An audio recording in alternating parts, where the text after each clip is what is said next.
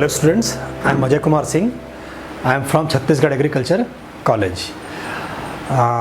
Eklavya IAS academy के इस session में आपका स्वागत है।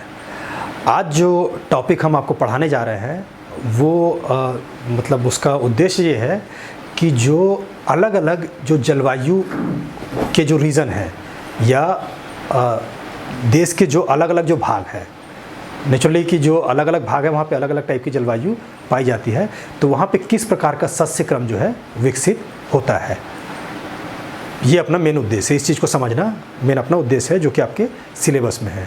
तो इसको समझने के लिए सबसे पहले ये समझना पड़ेगा कि सस्य क्रम क्या है और सस्य क्रम कितने प्रकार का हो सकता है। तो इस लेक्चर में जो अपन स्टडी करेंगे वो यही करेंगे कि भाई अलग अलग टाइप के सस्य क्रम क्या क्या है। तो इससे हमको ये समझ में आ जाएगा कि भाई जो अलग अलग सस्य क्रम जो है अलग अलग जलवायु के हिसाब से ही विकसित होते हैं। तो जलवायु का सस्य क्रम के ऊपर किस प्रकार का प्रभाव पड़ता है ये अपन इसमें अपन देखेंगे।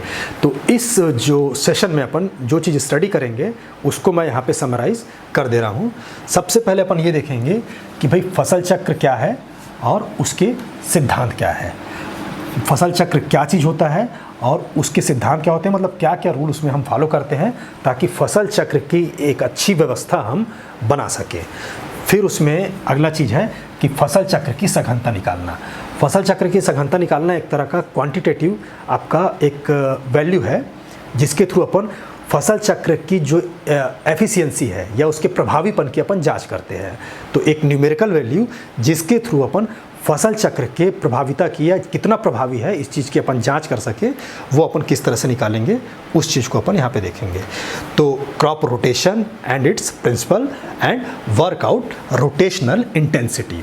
रोटेशनल इंटेंसिटी मतलब फसल चक्र आपका जितना सघन होगा उतनी ज़्यादा उसकी इंटेंसिटी हमको प्राप्त होगी।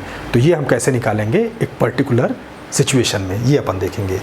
फिर आपकी दूसरा पार्ट इसमें होगा आपका एक वर्षीय सस्य क्रम या फिर मोनोक्रॉपिंग अपन किसे कहते हैं।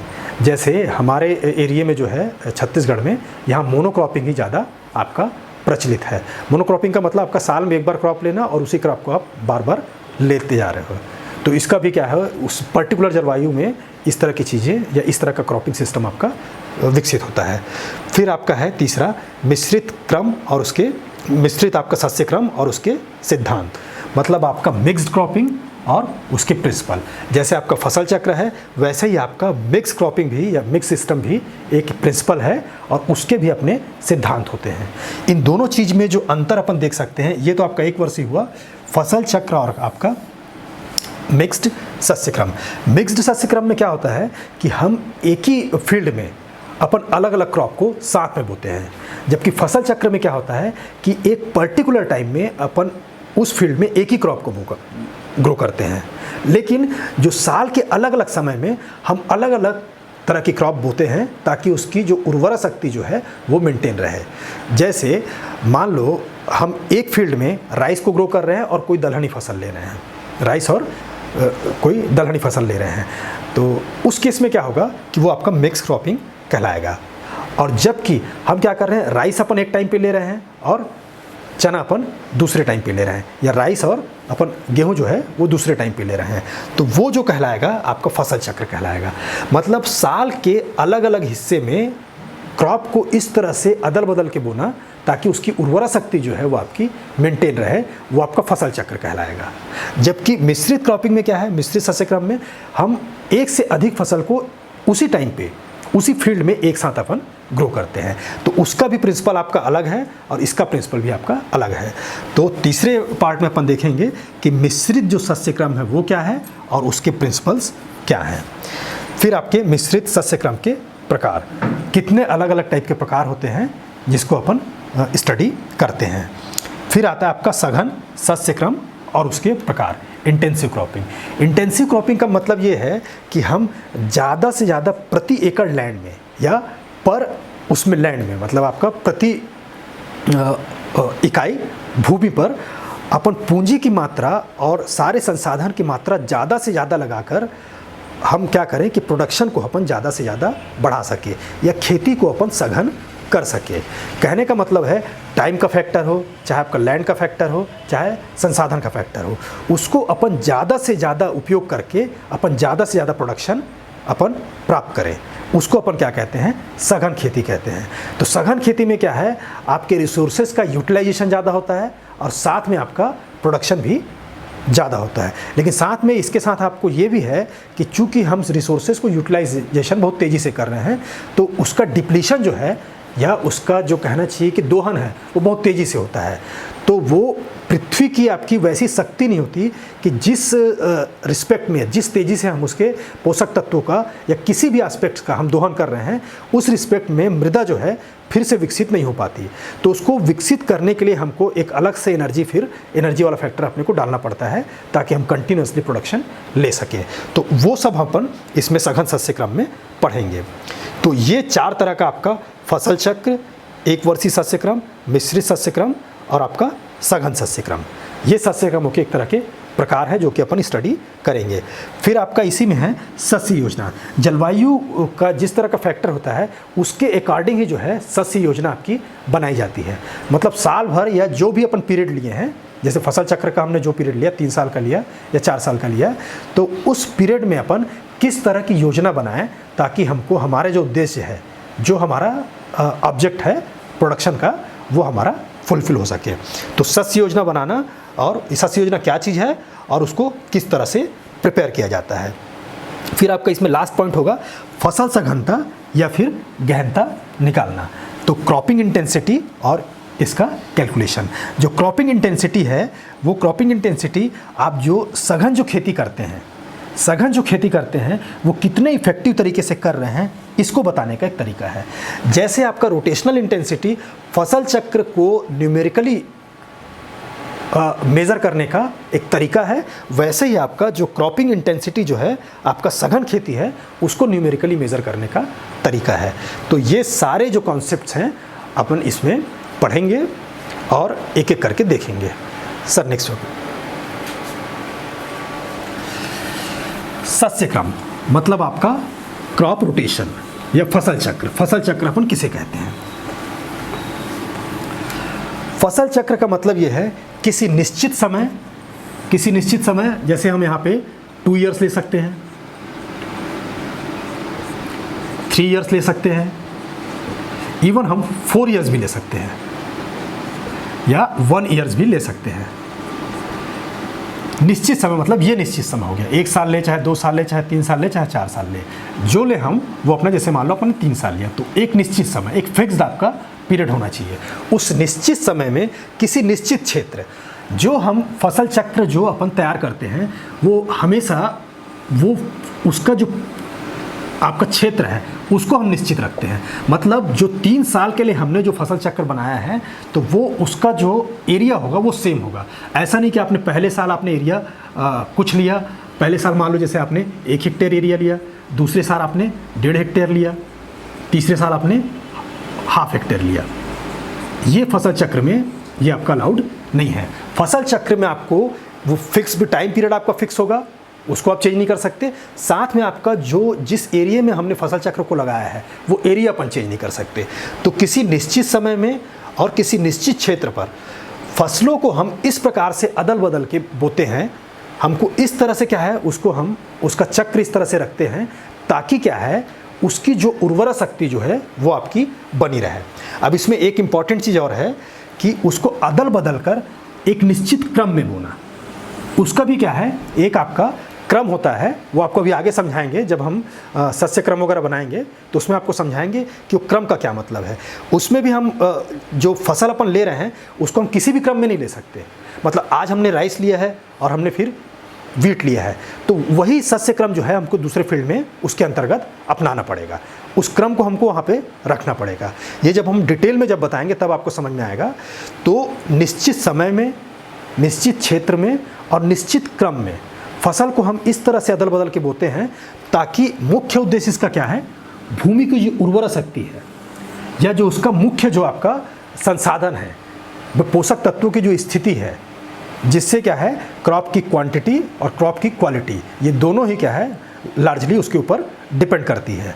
तो ये दोनों ही क्या है इस चीज़ के ऊपर डिपेंड करती है। और ये पूरा करने का उद्देश्य केवल ये होता है कि उसकी जो उर्वरा शक्ति है या नेचुरल जो है प्रोडक्शन कैपेसिटी उसकी हमेशा बनी रहे, ताकि एक लंबे समय तक अपन आसानी से या आराम से हम प्रोडक्शन की क्रिया को अंजाम दे सकें।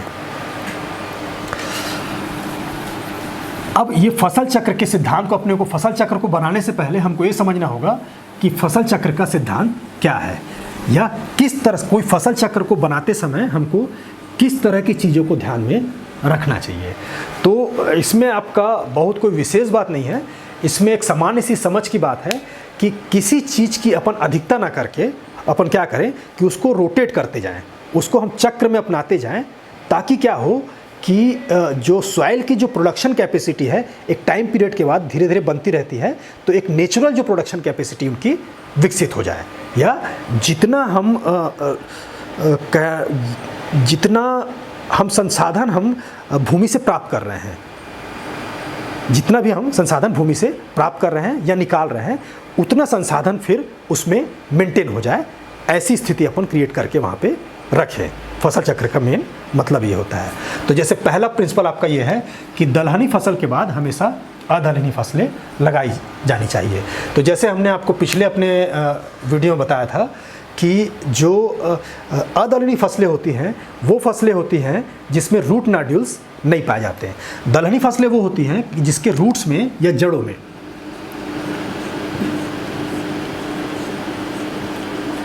में राइजोबियम नाम का बैक्टीरिया पाया जाता है। मतलब क्या होता है कि इस तरह की जो फसलें हैं उसके जो रूट है, रूट में छोटी छोटी गांठें बन जाती हैं, छोटी छोटी आपकी इस तरह की रूट के अंदर गांठ बन जाएंगी, और ये जो गांठ है इसके अंदर राइजोबियम नाम का बैक्टीरिया पाया जाएगा। ये राइजोबियम नाम का बैक्टीरिया क्या करेगा कि जो एनवायरनमेंट का नाइट्रोजन है, मतलब आपका वातावरण का नाइट्रोजन,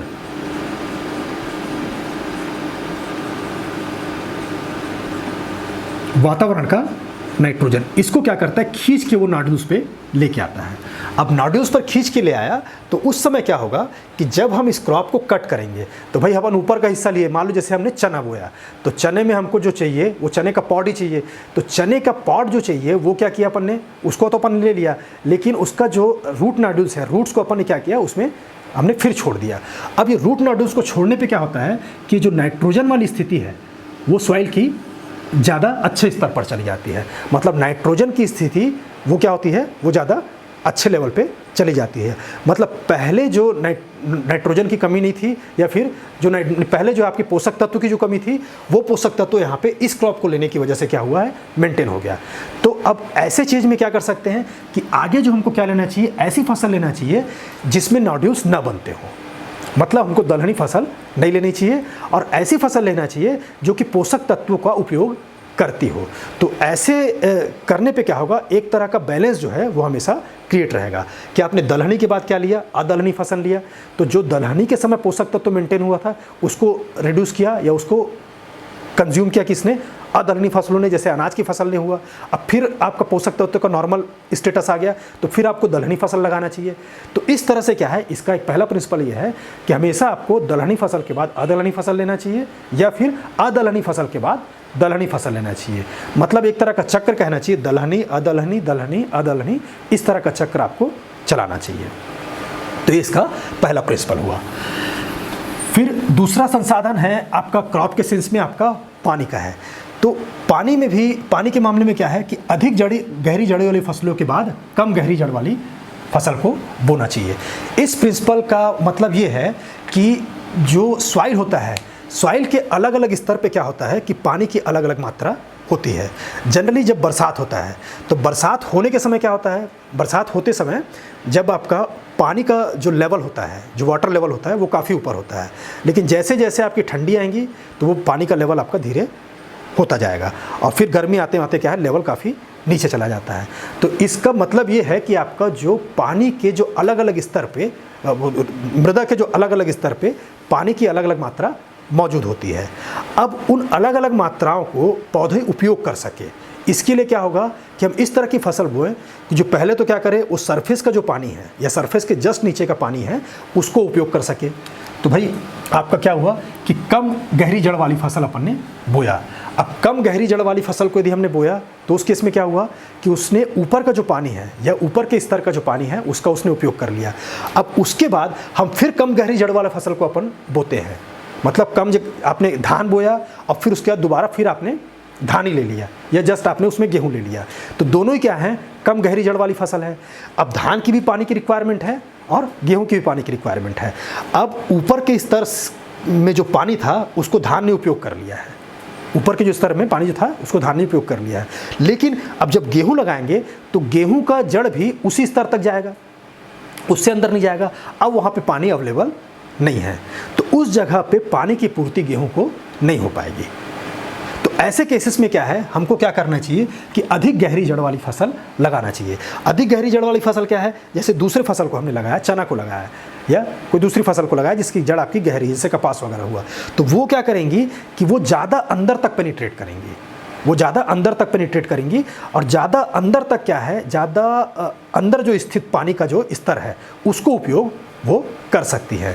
तो पानी के जो संसाधन पृथ्वी में या मृदा के ऊपरी स्तर पर जो पानी का जो संसाधन या पानी की जो मात्रा जो कि अलग अलग स्तर पे आपकी मौजूद है, उसका अपन किस तरह से उपयोग करें फसल चक्र में, उसके लिए प्रिंसिपल है कि अधिक गहरी जड़ वाली फसल के बाद कम गहरी जड़ वाला फसल और कम गहरी जड़ वाली फसल के बाद अधिक गहरी जड़ वाली फसल को अपने को बोना चाहिए। ये आपका दूसरा प्रिंसिपल हुआ। फिर आपका तीसरा ये है कि अधिक खाद पानी चाहने वाली फसल के बाद कम खाद पानी चाहने वाली फसल को बोना चाहिए। इसमें भी एक तरह से देखिए संतुलन अपन रखने की कोशिश कर रहे हैं कि जो क्रॉप जिसकी खाद की मात्रा, खाद की रिक्वायरमेंट ज़्यादा है और पानी की रिक्वायरमेंट ज़्यादा है, उसको अपन ने बोया, तो उसके बाद जो अगला क्रॉप है वो हम इस तरह से लें जिसके खाद और पानी की रिक्वायरमेंट जो है वो आपकी कम हो। क्योंकि लगातार यदि इस तरह के अपन क्रॉप लेंगे तो हमको लगातार क्या करना पड़ेगा, खाद और पानी की मात्रा सप्लाई करनी पड़ेगी। और लगातार इन चीज़ों को सप्लाई करने से जो पृथ्वी की जो उर्वरा शक्ति है, पोषक तत्व तो उसमें होंगे, लेकिन ऐसा हो सकता है कि उस पोषक तत्व से उसकी जो उर्वरा शक्ति जो है, उर्वरा शक्ति का मतलब ये है कि पोषक तत्व होने के बावजूद भी हो सकता है प्लांट को प्रॉपर तरीके से न मिले, मतलब जो मृदा है अपने उर्वर स्थिति में नहीं है, वो उसको सप्लाई नहीं कर पाएगी। तो इस चीज़ को मेंटेन करने के लिए अपन क्या करते हैं कि अधिक खाद पानी चाहने वाली फसल के बाद अपन कम खाद पानी चाहने वाली फसल और उसके बाद सेम फिर अधिक खाद पानी चाहने वाली फसल को अपन ले सकते हैं।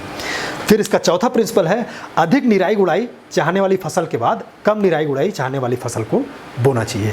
इसके पीछे इसका ये उद्देश्य है कि अधिक निराई गुड़ाई अपन उस तरह की फसल में करते हैं जिसमें आपके खरपतवार ज़्यादा आएंगे या जिसमें आपकी ऑक्सीजन की मात्रा रूट्स को ज़्यादा चाहिए। अब ऑक्सीजन की मात्रा यदि रूट्स को ज़्यादा चाहिए तो उसमें हमको निराई गुड़ाई ज़्यादा करना पड़ता है।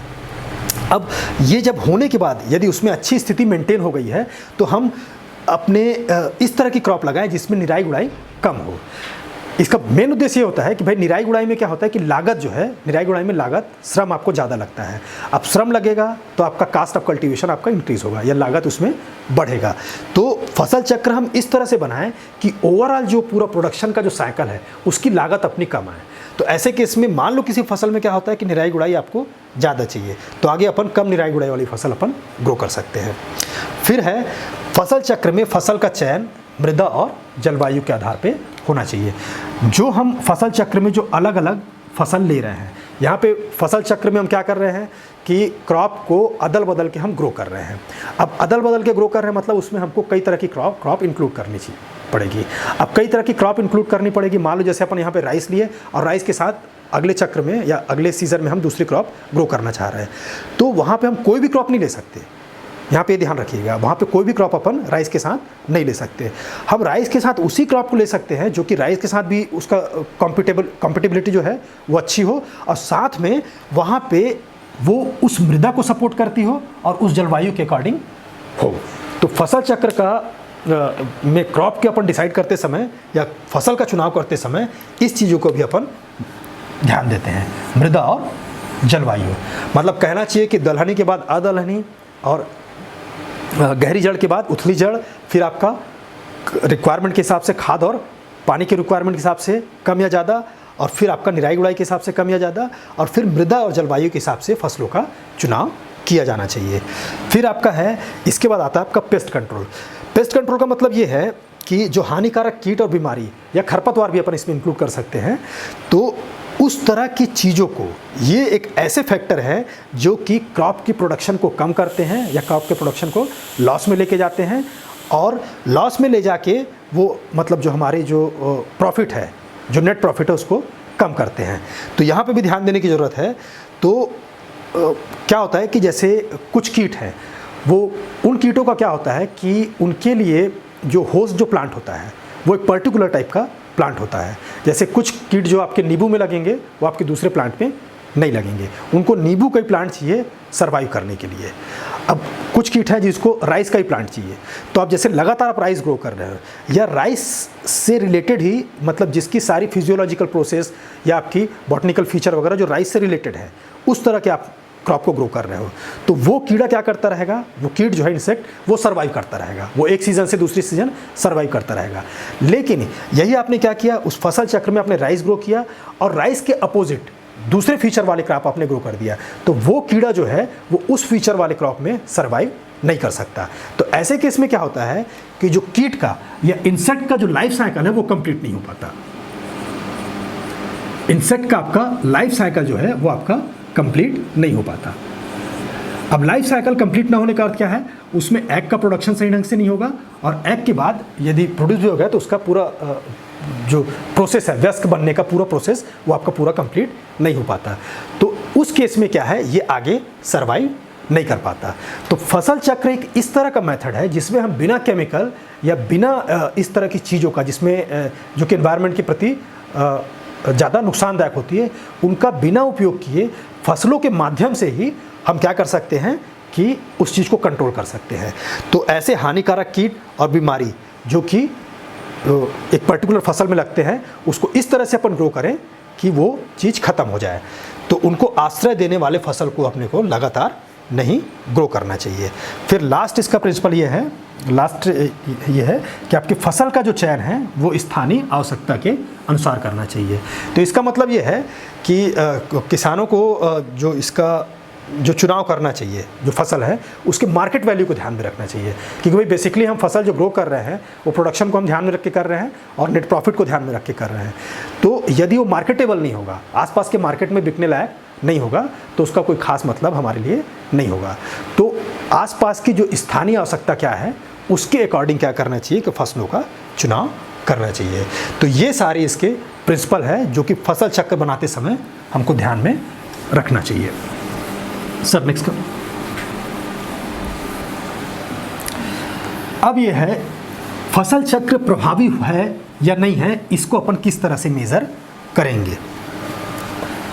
कोई फसल चक्र हम मतलब या दो फसल चक्र हम जो अलग अलग बनाए हैं दो एरिया में, उसमें कौन सा फसल चक्र ज़्यादा प्रभावी है न्यूमेरिकली, मतलब संख्यात्मक रूप से हम उसको कैसे मेज़र करेंगे।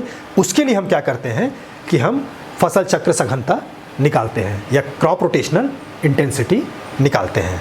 तो इसमें हम क्या करते हैं कि जो आपका फसल चक्र सघनता, क्रॉप रोटेशनल इंटेंसिटी, जो फसल चक्र हम बनाएंगे उसमें कितने फसल हम ले रहे हैं, और डिवाइड करेंगे हम फसल चक्र की अवधि। मतलब कहना चाहिए कि फसल चक्र में जितनी भी फसलों की संख्या ली गई है और फसल चक्र के अवधि, इन दोनों का रेशियो, इन दोनों के रेशियो को हम 100 से मल्टीप्लाई करेंगे। इसको हम 100 से मल्टीप्लाई करेंगे तो वही क्या कहलाएगा, क्रॉप रोटेशनल इंटेंसिटी। जैसे फसल चक्र में ली गई फसलों की संख्या तथा फसल चक्र के अवधि के अनुपात या रेशियो को 100 से गुणा करने पर प्राप्त की गई राशि को फसल चक्र सघनता या फिर सस्य सघनता भी कहा जाता है। इसको अपन सस्य सघनता भी कहते हैं। यहाँ पे कुछ इंपॉर्टेंट पॉइंट है जो हमको ध्यान देने लायक है। फसल चक्र की सघनता कभी भी आपका 100% से कम नहीं होती, ये ध्यान रखने लायक बात है। आपको इसमें क्वेश्चन देगा कि भाई ये फसल चक्र है, ये कौन सी फसल चक्र की सघनता हो सकती है, तो उसमें दिया आपको 200%, 50%, 25%, 75%। तो कोई भी फसल चक्र की सघनता 100% से नीचे नहीं हो सकती। मतलब ना तो 25 हो सकती है, ना 50 हो सकती है, ना ही 75 हो सकती है। वो हमेशा ही 100 से अधिक होगी। अब ये बताएंगे कि 100 से अधिक आपकी क्यों होती है, क्योंकि भाई यहाँ पे फसल चक्र की जो अवधि है, जो अपन ने पीरियड लिया है, वो मिनिमम हम 1 साल का लेते हैं, और फसल चक्र की संख्या वो भी हम कम से कम एक तो लेंगे। तो ऐसी स्थिति में भाई एक जब फसल लेंगे तभी तो फसल चक्र स्टार्ट होगा। अब मिनिमम जो पीरियड हम बनाएंगे वो साल भर का बनाएंगे। मिनिमम पीरियड आपका साल भर का रहता है, तो यहाँ पे भी एक और यहाँ पे भी एक। तब उस केस में यदि इसको 100 से मल्टीप्लाई करेंगे, जो कि 1% वैल्यू है, तो वो 100 के बराबर ही आएगी। मतलब इसकी मिनिमम वैल्यू 100 से अधिक आएगी। अब मान लो किसी फसल चक्र की अवधि हमने 1 साल लिया है और फसल उसमें 2 लिए हैं, तो उस केस में इसका मान जो है 100 से बढ़ेगा ही, कम किसी हालत में नहीं होगा। तो कभी भी फसल चक्र जो है 100% से आपकी नीचे नहीं होती है, और इसकी जो इकाई जो है वो आपकी परसेंट होती है। ये लिख लीजिए कि इसको हम प्रतिशत में व्यक्त करते हैं, हमेशा इसको प्रतिशत में व्यक्त करते हैं। दूसरा इंपॉर्टेंट पॉइंट है कि वर्षा आधारित क्षेत्रों पर, जैसे हमारे छत्तीसगढ़ में जहाँ पे सिंचाई की व्यवस्था नहीं है, मतलब हमारे यहाँ जो राइस की जो क्रॉप है वो बेसिकली क्या है, वर्षा के ऊपर आधारित है। उस तरह के क्षेत्रों में आपकी जो फसल चक्र की सघनता सामान्यतः जो है जनरली आपका 100% होती है, 100% होती है। तो उसका भी कारण बहुत सिंपल है कि भाई उस केस में क्या है, जहाँ पे वर्षा आधारित है, तो वहाँ पे जब वर्षा होती है उसी केस में हम क्या करते हैं, हम फसल लेते हैं। जब वर्षा आती है तो उसी के ऊपर हमारा क्रॉप जो है डिपेंड करता है। अब साल में वर्षा का जो चक्र है वो आपका एक निश्चित पीरियड होता है, तो इसका मतलब आप उस दौरान फसलों की जो संख्या है वो आप एक ही ले सकते हैं। अब वो आपका एक है और फसल चक्र की मिनिमम जो अवधि होती है वो एक है, तो उस केस में क्या है, ये जनरली आपकी 100% आती है। तो इन 2 चीज़ों का आप ध्यान रखिए कि फसल चक्र जो है, जो वर्षाधारी जो क्षेत्र है उसमें फसल चक्र आपका सामान्यतः 100% आपका आएगा, और दूसरा शस्य सघनता कभी भी 100% से नीचे नहीं होगी। ये इसका फार्मूला है फसल चक्र में ली गई फसलों की संख्या। यदि किसी फसल चक्र में हम 3 फसल लेते हैं और उसका जो टाइम आपका फसल चक्र की अवधि है वो आपका 2 साल का है, तो उस केस में आपका इसका जो वैल्यू होगा 3/2, मतलब 3 को अपन 2 पार्ट में डिवाइड करेंगे तो 1.5 को अपन क्या करेंगे, 100 से मल्टीप्लाई करेंगे तो आपका 150। उस क्षेत्र की शस्य की सघनता आपकी 150% होगी। सेम आपने क्या किया कि आपने 3 फसलों को आप 1 साल में किसी तरह से ग्रो कर रहे हैं। 3 फसल आप एक ही साल में 3 फसल ले रहे हैं, मतलब आपका रबी भी ले रहे हैं, खरीफ ले रहे हैं, रबी ले रहे हैं और फिर जायद भी ले रहे हैं। मतलब 1 साल का आपने फसल चक्र बनाया है और 3 क्रॉप उसमें ले रहे हैं, तो उसमें ये जो है रहेगा 300% है। और भी आगे अलग अलग कंडीशन में हम कुछ एग्जाम्पल इसमें करेंगे, क्योंकि इससे एग्जाम्पल आपका एग्जाम में क्वेश्चन पूछता ही है। हाँ, इसमें हम कुछ बातों का ध्यान रखेंगे, जब इसका हम कैलकुलेशन करेंगे तो कुछ बातों का ध्यान रखेंगे कि फसल चक्र में जब फसल की जो संख्या गिनते हैं, ये जो संख्या गिनते हैं वो हम उसी फसल को लेते हैं जिसके प्रोडक्शन को हम मतलब कहना चाहिए कि फिजिकली अपन गेन करते हैं, प्राप्त करते हैं, एब्स्ट्रैक्ट रूप में नहीं या किसी दूसरे रूप में नहीं, फिजिकली हम जैसे गेन करते हैं। फिजिकली गेन करने का मतलब ये है कि जैसे हमने राइस को ग्रो किया, तो राइस को ग्रो किया तो हमको राइस जो है दाने के रूप में हमको सीधे मिलता है, तो ये फिजिकली हो गया। ठीक है, अब ऐसी कौन सी फसल है जो हमको फिजिकली अपने को अवेलेबल नहीं होती, तो उस तरह का फसल आप एग्जांपल ले सकते हैं। हरी खाद जैसे हुआ, हरी खाद भी एक फसल के तौर पे अपन लेते हैं, लेकिन उसको उगाने का उद्देश्य ये नहीं होता कि हम उससे उपज ले। हम हरी खाद को क्या करते हैं, फिर मृदा में उल्टा हम पलट देते हैं ताकि आगे जो है फ्यूचर में हमको पोषक तत्वों की प्राप्ति होती रहे। तो इसीलिए क्या होता है कि जब फसल चक्र में फसल की संख्या को अपन क्या करेंगे, मेजर करेंगे, गिनेंगे, तो हरी खाद वाली फसल को अपन नहीं लेंगे, इसको अपन फसल के संख्या में काउंट नहीं करेंगे। जैसे फॉर एग्जांपल आपने क्या किया कि आपने राइस लिया, फिर आपने वेजिटेबल लिया, और फिर आपने क्या किया, हरी खाद ले लिया, हरी खाद या फिर ग्रीन मैन्योर लिया। तो यहाँ पे देखा जाए तो वैसे यदि हम नॉर्मल, जिसको जानकारी नहीं होगी क्या सोचेगा कि हमने एक क्रॉप राइस का लिया है, दूसरा फसल वेजिटेबल का लिया और तीसरा फसल अपन ने हरी खाद का लिया है। साल भर में हम मान लो इस तरह का हम फसल चक्र अपनाते हैं। तो यहाँ पे देखा जाए तो हरी खाद हमको फिजिकली ऑब्टेन नहीं हो रहा है, ये तो वापस क्या हो जाएगा, मृदा में वापस चली जाएगी। तो इसको हम फसलों की संख्या को गिनते समय अपन मेजर नहीं करेंगे। तो यहाँ पे जो फसलों की संख्या जो यहाँ पे अपन ले रहे हैं, फसल चक्र में ली गई फसलों की संख्या, इसमें फसल की संख्या जो लेंगे अपन केवल 2 लेंगे। पहला राइस होगा और दूसरा आपका वेजिटेबल होगा। तीसरा अपन इसको ग्रीन मैन्योर को नहीं लेंगे। हाँ, तो बच्चों आगे हम ये देखेंगे कि आपका जो रोटेशनल इंटेंसिटी या जो फसल चक्र की जो सघनता है उसको हम किस तरह से निकालते हैं। मतलब हमको किस तरह के पैरामीटर है, किस तरह के न्यूमेरिकल वैल्यू हमको दी जानी चाहिए और क्या क्या चीज़ हम देखेंगे ताकि हम रोटेशनल इंटेंसिटी को निकाल सके। जैसे आपको बताया कि आपका फसल चक्र में ली गई फसलों की संख्या और फसल चक्र की अवधि, मतलब आपका रोटेशनल इंटेंसिटी निकालने के लिए क्रॉप रोटेशनल इंटेंसिटी CRI जो कभी कभी बोलते हैं हम, ये उसको निकालने के लिए हम फसल चक्र में ली गई फसलों की संख्या, मतलब कितना अपन ने संख्या में फसल को अपन ने लिया है, मतलब उस फसल चक्र में कितनी संख्या में हमने फसल को इंक्लूड किया है, 2 किया है, 4 किया है, 5 किया है, जैसा भी है, तो वो आपका n हो गया। और फसल चक्र की जो अवधि हो गई, कितने साल का हमने अवधि लिया है, तो वो मान लो अपन ने y ले लिया, n आपका नंबर हो जाएगा और y आपका ईयर हो जाएगा, और इसको हमने मल्टीप्लाई कर दिया है 100 से। तो यहाँ पे एक चीज़ और जानने लायक बात है कि CRI जो है या क्रॉप रोटेशनल इंटेंसिटी को हमेशा हम जो एक्सप्रेस करते हैं वो आपका प्रतिशत में एक्सप्रेस करते हैं, वो हमेशा हम उसको परसेंट में बताएंगे। या इस तरह से समझ लीजिए कि यदि साल में हम केवल एक ही क्रॉप ले रहे हैं, साल में किसी पर्टिकुलर भूमि पे हम केवल एक ही क्रॉप ले रहे हैं, तो उसका जो रोटेशनल इंटेंसिटी आएगा 100% आएगा। और उसी में हम ज़्यादा क्रॉप ले रहे हैं तो फिर रोटेशनल इंटेंसिटी आपका बढ़ता जाएगा। तो पहला एग्जांपल अपन देखते हैं कि मूंगफली, गेहूं और चरी। चरी का मतलब यहाँ पे ये है कि ये आपका फॉडर क्रॉप है। चरी जो है वो पशुओं को खिलाया जाने वाला फसल है। तो हमने एक फसल चक्र बनाया कि जिसमें हमने मूंगफली लिया, फिर हमने गेहूं लिया है और फिर हमने चरी लिया है। तो एक तरह से देखा जाए तो नंबर ऑफ जो क्रॉप्स हैं वो आपके 1 + 1 और +1, नंबर ऑफ क्रॉप आपके 3 हो गए। तो n की वैल्यू यहाँ पे 3 आ जाएगी, और नीचे वाला वैल्यू जो y है वो कितने साल का आपका फसल चक्र बना हुआ है, वो जो क्रॉप रोटेशन का जो पीरियड जो है वो कितने साल का है, तो वो आपका 1 साल का है। तो y का वैल्यू यहाँ पे 1 साल हो जाएगा। तो this is the value of n जो कि आपका 3 है, और y का वैल्यू आपका 1 है।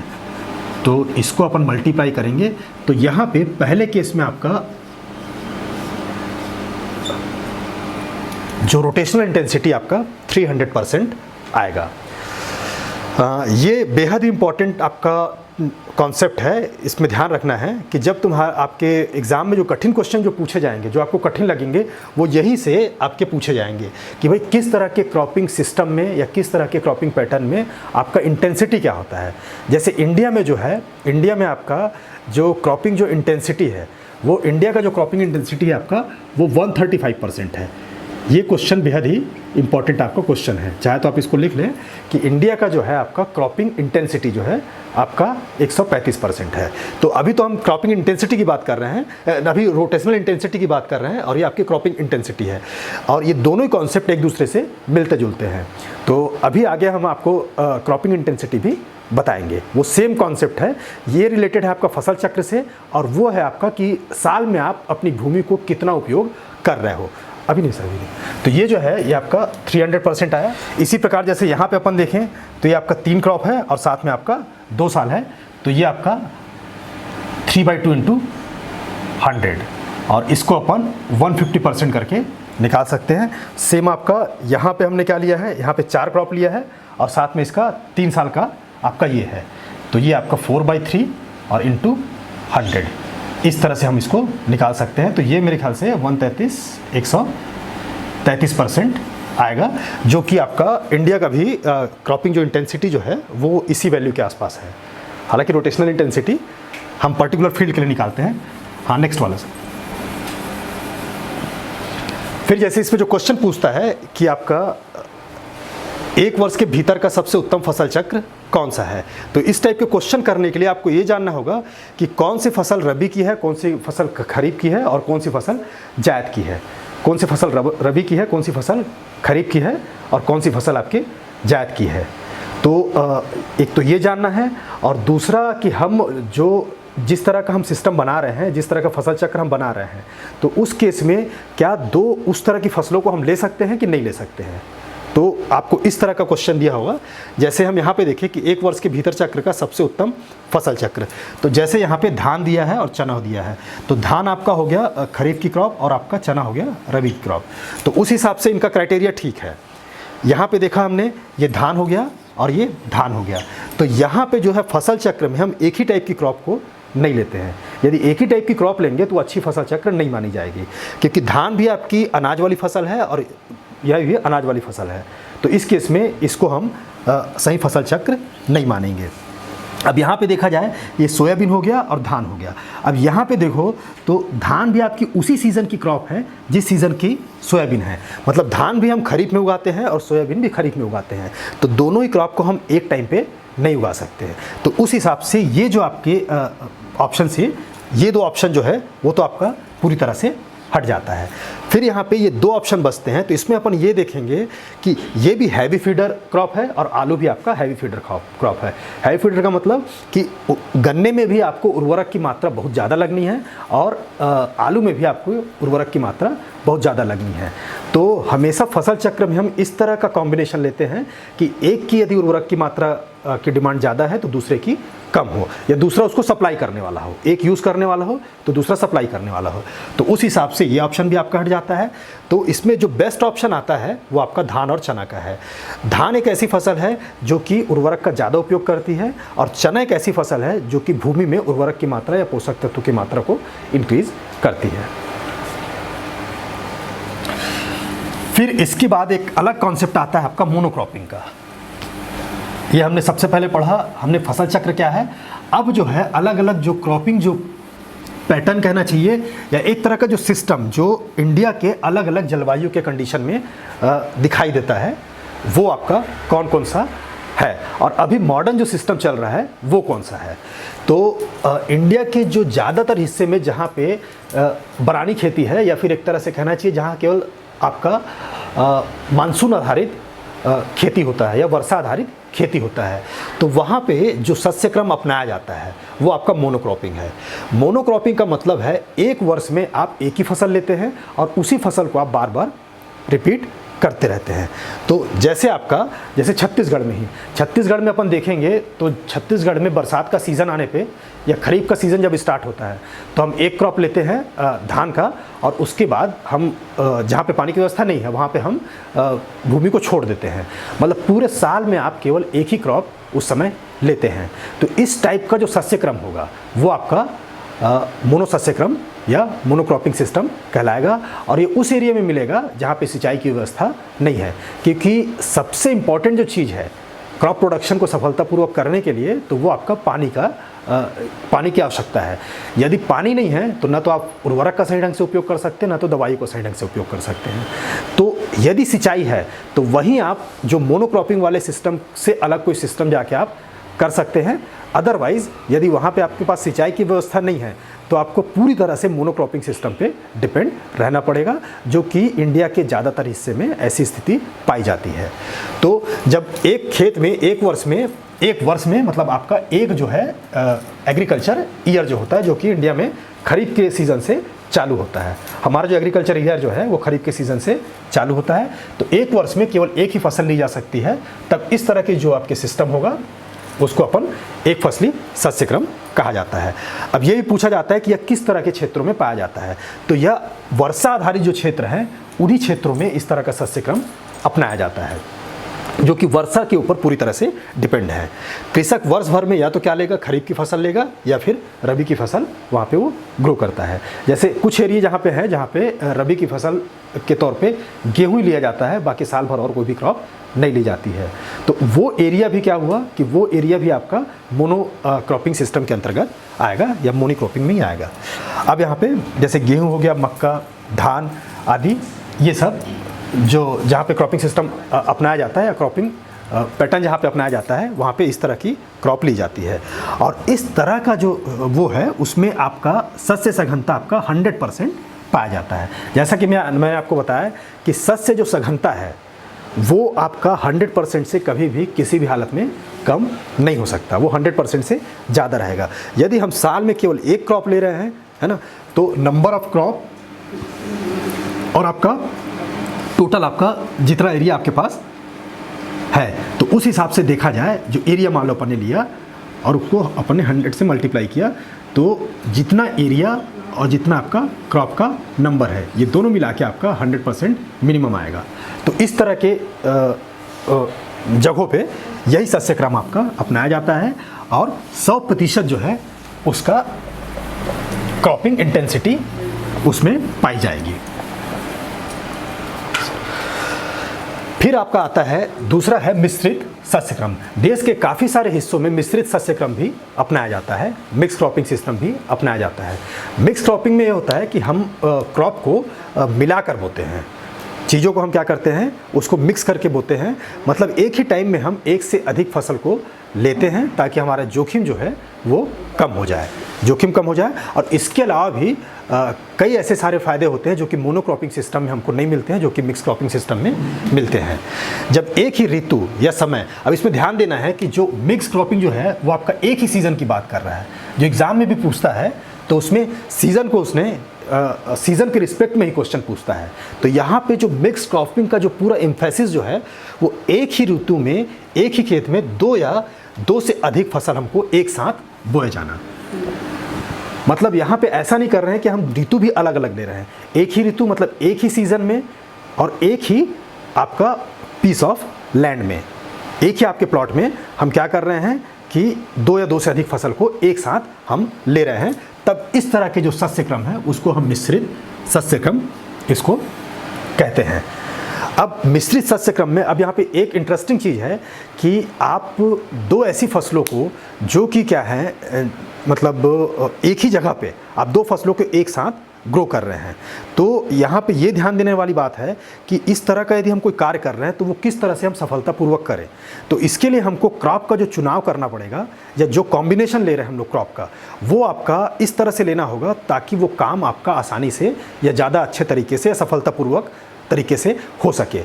अब इसमें सबसे इम्पॉर्टेंट चीज़ होता है कि जो हम क्रॉप ले रहे हैं वो किस तरह का ले रहे हैं। उनका चुनाव ऐसा होना चाहिए कि उनका जो ग्रोथ करने का हैबिट है वो सेम टाइप की नहीं होनी चाहिए, उनके ग्रोथ करने की हैबिट जो है डिफरेंट होनी चाहिए। यदि ग्रोथ करने की हैबिट जो है वो एक तरह का होगा तो उस केस में क्या होगा कि उनके बीच का जो कंपटीशन है दोनों का सेम कंपटीशन होगा। मतलब संसाधनों के तौर पे दोनों ही सेम संसाधन के लिए फाइट करेंगे। जैसे आपका प्रकाश के लिए हो गया या पानी की मात्रा हो गया या फिर पोषक तत्वों की मात्रा हो गया, उन सब के लिए क्या है उनका फाइट जो होगा वो दोनों का एक जैसा होगा और दोनों एक दूसरे से कम्पीट करेंगे। अब कम्पीट करने के केस में यहाँ पे ये होगा कि यदि वो कम्पीट करते हैं तो दोनों में से आपका कोई ना कोई क्रॉप आपका सफ़र करेगा और हो सकता है कि दोनों ही क्रॉप इस मामले में सफ़र कर जाएं। तो हमको इस तरह का क्रॉपिंग सिस्टम लेना है या इस तरह का क्रॉप का कॉम्बिनेशन लेना है इस क्रॉपिंग सिस्टम में जिसमें दोनों के बीच में कंपटीशन आपकी वो न्यूनतम हो। अब कंपटीशन न्यूनतम तभी होगी जब उन दोनों का ग्रोथ हैबिट जो है वो आपका अलग टाइप का होना चाहिए। मतलब एक के ग्रोथ हैबिट अलग होना चाहिए, दूसरे का ग्रोथ हैबिट अलग होना चाहिए, दोनों का मिलान आपस में नहीं होना चाहिए। मतलब एक को यदि प्रकाश की मात्रा ज़्यादा चाहिए तो दूसरे कम प्रकाश की मात्रा में आसानी से वो सर्वाइव कर सकता हो। एक को पोषक तत्व की मात्रा ज़्यादा चाहिए तो दूसरे को निश्चित रूप से पोषक तत्व की मात्रा कम लगनी चाहिए। एक को पानी की ज़्यादा आवश्यकता है तो दूसरे को पानी की कम आवश्यकता होनी चाहिए। तो इस तरह से संसाधन के मामले में उनका ग्रोथ हैबिट डिफरेंट होना चाहिए। अब इस सस्य क्रम में सभी फसल को बोने का समय जो है आपका एक सा होता है। वो अपन एक साथ सकते हैं, कोई दिक्कत नहीं है, लेकिन उनके पकने का समय या उनका जो क्रॉप का ड्यूरेशन है वो आपका डिफरेंट होना चाहिए। डिफरेंट होने से क्या होगा कि भाई जब कटाई हम करेंगे तो दोनों फसल की कटाई एक साथ हम नहीं करना चाहेंगे। दोनों फसलों की कटाई यदि अपन एक साथ करेंगे तो उस केस में क्या होगा कि उसमें मिक्सिंग होने के चांसेस हैं और कटाई करते समय हमको कई तरह की दिक्कतें आ सकती हैं। तो इन फसलों का बोने का समय आपका एक जैसा होता है लेकिन उनके पकने का समय क्या होना चाहिए, आपका अलग अलग होना चाहिए। ठीक है। अब इसमें हम कई तरीके से इस चीज़ को कर सकते हैं, जैसे इन फसलों के बीज को आपस में मिलाकर या फिर अलग अलग कतारों में बोया जा सकता है। तो इसके बेस पे हम इसको आगे और इसके प्रकार के रूप में अपन अध्ययन करेंगे। नेक्स्ट हाँ, इसमें हमको ये समझना होगा कि मिश्रित सस्य क्रम का सिद्धांत क्या क्या है। जैसे हमने क्रॉप प्रोडक्शन जब हमने किया है फसल चक्र के माध्यम से, तो उसका आपका सिद्धांत था। तो उसी टाइप से क्या है कि आपका मिश्रित जो सस्य क्रम यदि हम लेंगे तो उसमें भी हमको ध्यान देना होगा कि कौन कौन से हम सिद्धांतों का ध्यान रखें ताकि मिश्रित सस्य क्रम का जो काम है वो हम अच्छे तरीके से सफलतापूर्वक हम उस चीज़ को कर सकें। जैसे दिया है कि दलहनी और अदलहनी फसलों को मिश्रित करके बोना चाहिए। अब बच्चों यहाँ पे ध्यान देने लायक बात यह है कि फसल चक्र जो हम अपना रहे हैं वो एक दूसरी चीज़ है। फसल चक्र में हम क्या करते हैं कि उसमें जो स्पेस जो होता है वो स्पेस जो हम अलग अलग टाइम पे अलग अलग लेते हैं। मतलब आज आपने एक क्रॉप लिया है और आने वाले टाइम में आपने दूसरा क्रॉप लिया है। लेकिन मिश्रित सस्य क्रम में क्या होगा कि सेम टाइम पे आप, मतलब आपका स्पेस भी सेम होगा और टाइम का जो फैक्टर है वो भी आपका सेम होगा, और दोनों को आप सेम करते हुए क्रॉप आप सेम रखते हैं, मतलब 2 से अधिक क्रॉप उसमें ग्रो करते हैं। तो इसमें भी कुछ कुछ आपको उस तरह की चीज़ें दिखाई देंगी जो कि हमने फसल चक्र वाले केस में देखा था। लेकिन यहाँ पे दोनों का लॉजिक समझना जरूरी है कि फसल चक्र में हमारा उद्देश्य क्या था और इस जगह पे हमारा उद्देश्य क्या है।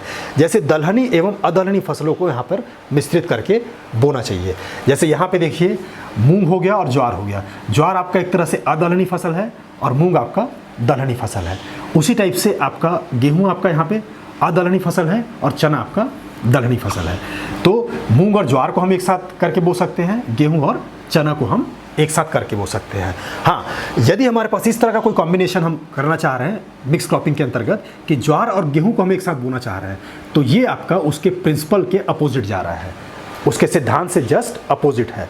हम ऐसा करेंगे तो मिश्रित सस्य क्रम जो है वो आपका सफल नहीं होगा। सेम आपका मूंग और चना भी आपके दोनों दलहनी क्रॉप है जिनको अपन साथ में बोना नहीं चाहेंगे। फिर दूसरा दिया है अधिक ऊंचाई वाली फसलों के साथ कम ऊंचाई वाली फसलों को मिश्रित करके लगाना चाहिए। ये प्रिंसिपल आपने जो फसल चक्र जो हमने देखा है उसमें आपने नहीं देखा होगा।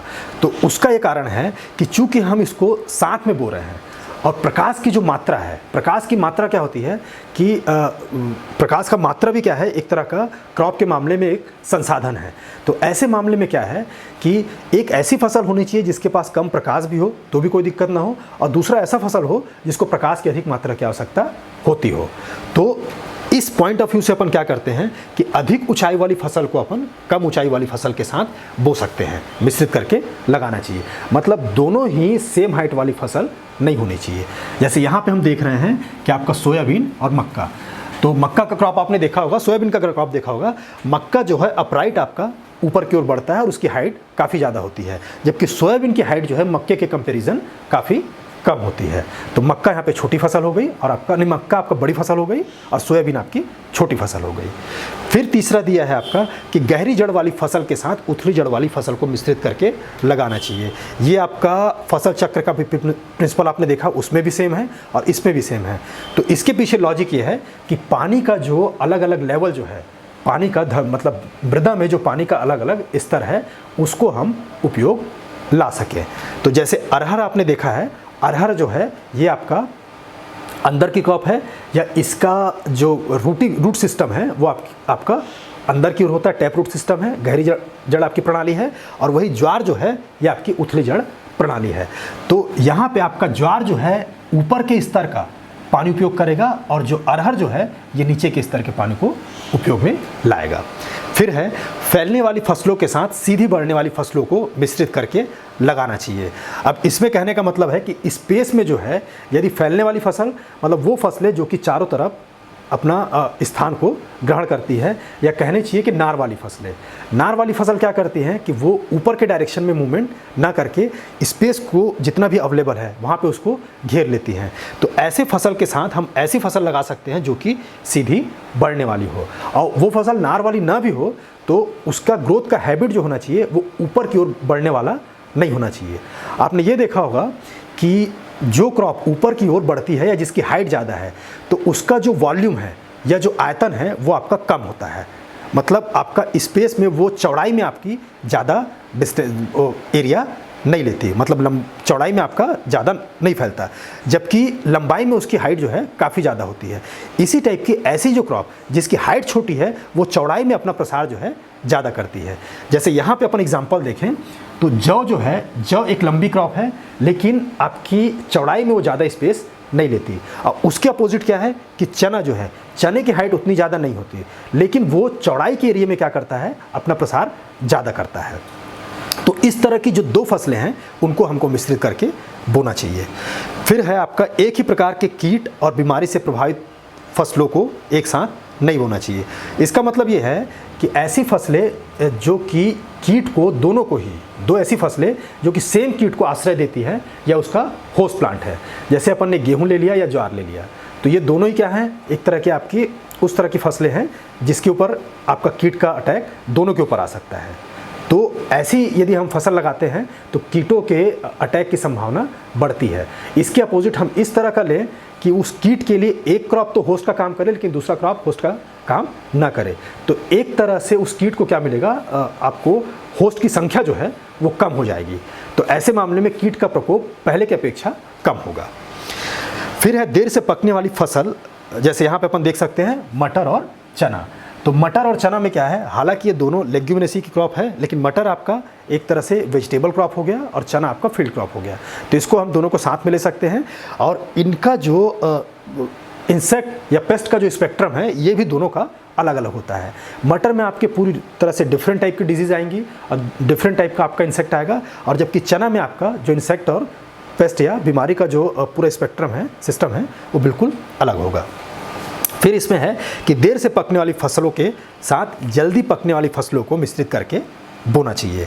तो इसका मतलब ये है कि हम जब उसको बोएं तो हमारा टाइमिंग आपका सेम हो, लेकिन आपका जब हम काटें तो काटने का टाइम आपका दोनों का डिफरेंट होना चाहिए, क्योंकि कटाई के टाइम, बुआई के टाइम क्या होता है कि फील्ड आपका पूरी तरह से खाली होता है, तो वहाँ पे सोइंग करते समय दो क्रॉप का आप एक साथ सोइंग कर सकते हैं, आपको कोई समस्या नहीं आएगी। लेकिन जब हम कटाई करते हैं तो कटाई के टाइम क्या होता है कि फसल बढ़ चुकी होती है। अब यदि हम दोनों को एक साथ कटाई करेंगे तो उसमें कई तरह की समस्याएं और सीड मिक्सिंग या प्योरिटी को मेंटेन करना मुश्किल होता है। तो क्रॉप हम इस तरह का लें जिसमें क्या हो कि आपका एक का पकने का टाइम दूसरा हो और दूसरे का पकने का टाइम दूसरा हो। तो वो कैसे कर सकते हैं, वो हम इस तरह से कर सकते हैं कि एक आपका जल्दी पके और दूसरा आपका देर से पके। तो जैसे गेहूं और चने को हम इस तरह की चीज़ों में ले सकते हैं। फिर आपका होता है कि ऐसी क्रॉप्स को जो कि आपस में प्रतियोगिता करती हो। अब आपस में प्रतियोगिता करती हो किस मामले में, भाई यदि कोई व्यक्ति प्रतियोगी है तो वो किस मामले में है, जैसे दो स्टूडेंट जो है वो आपस में प्रतियोगिता करते हैं, तो प्रतियोगिता करने का एक आधार होता है कि भाई वो नंबर के मामले में आपस में एक दूसरे को compete करते हैं। तो यहाँ पे यदि दो फसल हम लगा रहे हैं तो वो किस मामले में compete करते हैं एक दूसरे को, तो ये जो compete करेंगे ये संसाधन के मामले में एक दूसरे को compete करेंगे। संसाधन के मामले में चाहे आप इसको कह लो सॉइल कह लो, चाहे आपका मैन्योर कह लो, चाहे आपका लाइट कह लो, ये सारे ऐसे संसाधन हैं जो कि क्रॉप प्रोडक्शन के दौरान क्रॉप जो है उपयोग करता है। तो हमको दो इस तरह की फसल नहीं बोनी चाहिए जिसका मैन्योर का भी रिक्वायरमेंट आपका सेम टाइप का हो या लाइट का भी रिक्वायरमेंट सेम टाइप का हो, सॉइल भी आपके इस तरह के हो कि मतलब आपका जो सॉइल से रिलेटेड जो संसाधन है वो दोनों ही एक ही तरह का चीज़ों को यूज़ कर रहे हों। तो ऐसी चीज़ें होंगी तो उनके बीच में आपस में कंपटीशन होगा, और कंपटीशन होने के बाद वो ये होगा कि वो सेम चीज़ को यूज़ करेंगे और सॉइल में कुछ ऐसे संसाधन आपके अनयूटिलाइज हो जाएंगे जिसकी मतलब वो उपयोग नहीं करेंगे। तो हमको इस तरह का सिस्टम बैठाना है कि सॉइल के अंदर जितने भी संसाधन हैं उनका पूर्ण रूप से ऑप्टिमम मात्रा में दोहन हो और वो दोनों आपस में कंपटीशन ना करें। फिर अगला है आपका अधिक पानी चाहने वाली फसल के साथ कम पानी चाहने वाली फसल को बोना चाहिए। जैसे यहाँ पे हम देख रहे हैं कि गेहूं के पानी की रिक्वायरमेंट आपकी अधिक है, मतलब गेहूं में अधिक से अधिक आप 6 इरिगेशन और कम से कम आपका 1 से 2 इरिगेशन आप देते ही देते हैं, जबकि चना में आप केवल 1 ही इरिगेशन देके काम चला सकते हैं। कई मामले में यदि चना में आपका कोई भी इरिगेशन हमने नहीं दिया है और बरसात का उसको पानी मिल गया है तो भी चना आराम से सर्वाइव कर सकता है। तो यहाँ पर अपन ये देख रहे हैं कि सिंचाई की जो रिक्वायरमेंट है दोनों क्रॉप की अलग अलग है, गेहूं की ज़्यादा है और चने की कम है। फिर है आपका मूसला एवं झकड़ा जड़ वाली फसलों को मिलाकर बोना। मूसला जड़ मतलब आपका हो गया टैप रूट सिस्टम, मूसला जड़ हो गया आपका टैप रूट सिस्टम, और आपका झकड़ा जड़ हो गया आपका फाइब्रस। Fibrous root system. तो फाइब्रस रूट सिस्टम आपके जितने भी अदलहनी जो फसल होते हैं, अनाज वाली फसल है, उसमें पाया जाता है। और जो टैप रूट सिस्टम है वो आपका मूसला जड़ आपकी दलहनी फसलों में पाया जाता है। तो अलग अलग टाइप का जो जड़ का सिस्टम है उसको भी बोने से क्या होता है कि जो न्यूट्रिशन की जो मात्रा है या उर्वरक की मात्रा फसल जो है अलग अलग स्तर से या सॉइल के अलग अलग स्तर से प्राप्त करती है। कुछ टैप रूट वाला सिस्टम नीचे के स्तर से आपका उर्वरक की मात्रा प्राप्त करेगी, जबकि झकड़ा जड़ जो आपकी ऊपर का जो सिस्टम है या ऊपर का सॉइल है वहाँ से ये न्यूट्रिएंट्स को प्राप्त करेगी। तो इस वजह से हमने इस प्रिंसिपल को यहाँ पे अपनाते हैं। फिर कम उपजाऊ वाली भूमि पर एक दलहनी फसलें अवश्य लेनी चाहिए। फिर मिश्रित क्रम में आपका एक और इम्पॉर्टेंट सिद्धांत है कि ऐसी भूमि जहाँ पे उपजाऊ कम है, मतलब जिसके उपजाऊपन या उर्वरा शक्ति आपकी कम है।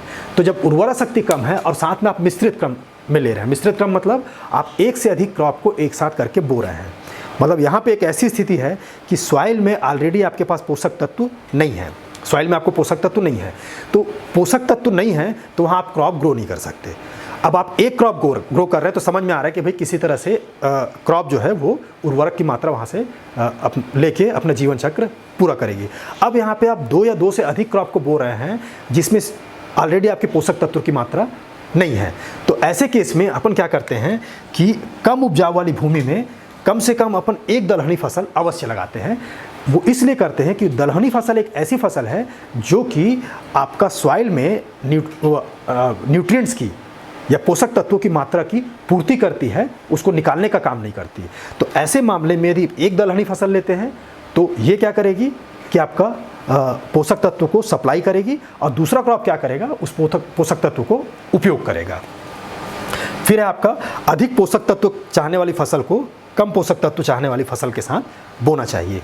जैसे आपका गेहूं और चना, गेहूं और चना यहाँ पे फिर आपका ये है पानी के मामले में भी आपका इस तरह का इनकी हैबिट जो है अलग है, और उर्वरक का जो उपयोग है या पोषक तत्वों का जो उपयोग है उसके मामले में भी इनका फीचर जो है अलग अलग है। जैसे गेहूं जो है वो हैवी फीडर क्रॉप है, इसमें उर्वरक या पोषक तत्वों की मात्रा अधिक लगती है, जबकि चना जो है वो आपकी हैवी फीडर क्रॉप नहीं है या इसमें उर्वरक की मात्रा उतनी नहीं लगती जितने गेहूं को लगती है। और इसके अलावा ये पोषक तत्व को ज़मीन में सप्लाई करने का काम करता है। फिर इसमें है आपका लास्ट, ऊपर फैलने वाली फसलों के साथ ज़मीन पर फैलने वाली फसलों को भी उपयोग किया जाना चाहिए। जैसे यहाँ पे कपास जो है, कपास आपकी ऊपर फैलने वाली फसल है और ये उर्द जो है वो आपकी ज़मीन पे फैलने वाली फसल है।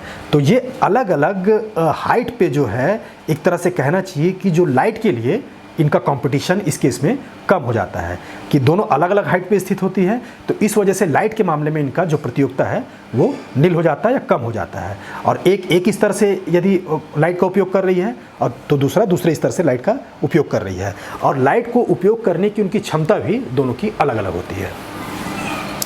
जैसे एक मिश्रित खेती के लिए सबसे उपयुक्त चुनाव कौन सा है, तो हम किस तरह से इसको चूज़ करेंगे, मतलब हमको इन सारे प्रिंसिपल को ध्यान में रखना है और उस प्रिंसिपल के अकॉर्डिंग क्या है क्वेश्चन के आंसर का चुनाव करना है। तो धान और गेहूं ये एक ही टाइप की फसल हो गई, ये भी आपकी मतलब अदलहनी फसल है, अनाज वाली फसल है, और गेहूं भी आपकी अनाज वाली फसल है। तो ये तो आपका ऑप्शन से गायब हो जाएगा। फिर आता है आपका गेहूं और आलू। तो गेहूं और आलू देखा जाए तो गेहूं के पोषक तत्वों का रिक्वायरमेंट बहुत ज़्यादा है और आलू का भी ज़्यादा है। तो दोनों ही फसलें ऐसी हैं जो कि पोषक तत्व ज़्यादा मात्रा में सोखती हैं या अवशोषित करती हैं। तो ये ऑप्शन भी आपका हट जाता है। अब यहाँ पे जैसे हम ये देखें कि सोयाबीन और अरहर, तो सोयाबीन और अरहर जो है इनकी जो ग्रोथ की हैबिट देखी जाए तो वो बिल्कुल इस तरह से है कि सोयाबीन का हाइट आपका दूसरा है, अरहर का हाइट दूसरा है। अरहर के पकने का टाइम आपका दूसरा है, सोयाबीन के पकने का टाइम दूसरा है, और दोनों ही आपकी क्या है लेग्यूमिनेसी क्रॉप है। मतलब लेग्यूमिनेसी क्रॉप, ये दोनों लेग्यूमिनेसी क्रॉप है तो एक बार चल जाएगा, क्योंकि भाई वो पोषक तत्व को पूरी तरह से वहाँ पे खींचने का काम नहीं कर रही है, पोषक तत्व को देने का काम कर रही है। अब फिर आपका है यहाँ पे मक्का और ज्वार। तो मक्का और ज्वार दोनों ऐसी फसल हैं, ये और ये अदलहनी फसल में भी दोनों एक टाइप का है और ये दलहनी फसल में भी दोनों एक ही टाइप के ऑप्शन है। तो इसमें देखिए कि मक्का और ज्वार दोनों हैवी फीडर क्रॉप हैं, ये दोनों ही क्या है इनकी ग्रोथ की हैबिट एक जैसी है। अब ग्रोथ की हैबिट एक जैसी है, उनका हाइट भी आपको लगभग एक जैसा मिलेगा। तो इस मामले में हम इसको अपन नहीं ले सकते। तो देखा जाए तो चारों मामले में, हालांकि यहाँ पे इस चीज़ का वो नियम टूट रहा है कि हम केवल अपन दलहनी के साथ अदलहनी फसल हमको लेना चाहिए। यहाँ पे दोनों ही दलहनी फसल है, लेकिन यहाँ पे देखा जाए तो इनका ग्रोथ का हैबिट क्या है, डिफरेंट है। ग्रोथ का हैबिट डिफरेंट है और ये पोषक तत्व को सप्लाई करने वाले क्रॉप है। तो यहाँ पे जो 4 ऑप्शन है उसमें जो बेस्ट ऑप्शन जो आपका मिलेगा वो आपका यही मिलेगा, सोयाबीन और आपका अरहर। ये 2 क्रॉप आप इसमें ये करें।